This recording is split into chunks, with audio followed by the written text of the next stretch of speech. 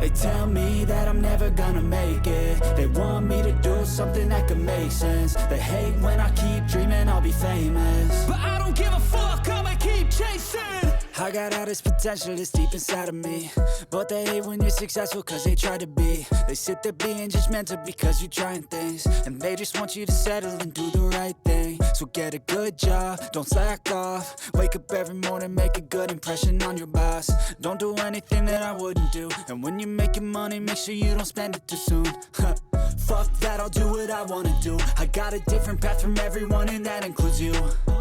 Who are you to tell me how to live life? In these times it feels like nobody's right, yeah. So I'ma figure out what else we succeed, and then invest all of my time into that and proceed.